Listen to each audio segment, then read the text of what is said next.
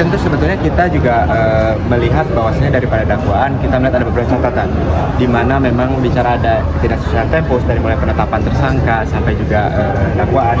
Yang pertama ketika bicara penetapan tersangka itu berbicara kurun waktu 2018 sampai 2023 dan juga dakwaan itu di 2013 sampai 2024. Namun kita juga melihat bahwasanya untuk mempermudah dan mempersingkat agar secara substansi perkara segera dapat diperiksa, segera dapat dilakukan persidangan agar kita bisa segera mendapatkan kepastian seperti itu.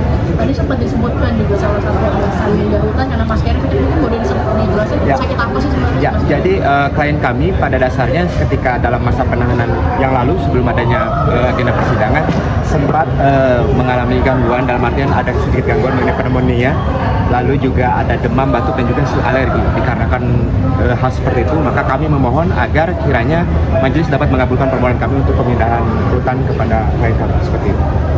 Mas, tadi kan dalam dakwaan disebutkan ya banyak soal peran Mas Keri itu tidak terlepas dari sang ayah Pak Rijal Khalid. Mungkin boleh disebutkan atau diskusi sedikit apakah sejauh ini dari Mas Keri sudah ada komunikasi berarti sama Pak Rijal?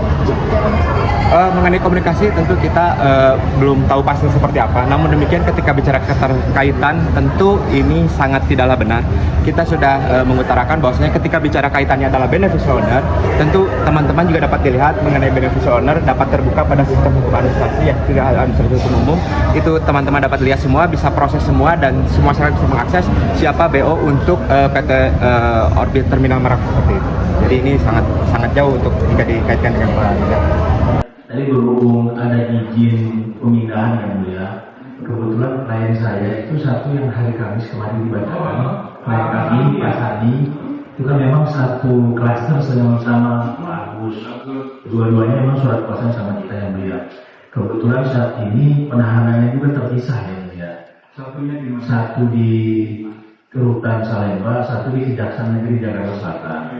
Nah, mengingat persidangan sudah berjalan dan demi efektivitas pendampingan kami yang mulia, nanti surat akan kami susulkan yang mulia. Mohon Pak Agus kalau boleh juga dipindahkan ke Rutan Salemba, mengingat jaraknya juga lebih dekat sini yang mulia, biar tidak terlambat sidang yang mulia. Surat akan kami susulkan ya. Surat akan kami susulkan di Senin ya mulia. Tadi ini sudah disampaikan dari permohonan yang tadi yang tidak Pak Gadin, Pak Muhammad Weli dan Pak Dimas itu tidak secara langsung menyampaikan ini tempatnya gitu. Maksudnya kan ke Salemba gitu ya. Iya, sudah sampaikan di dalam rumah dalam permohonannya itu memang ke Salemba gitu. Nanti tingkatkan jadi yang ada namanya rumah dengan Pak Sapi ya kalau bisa dikenal Salemba. Oh.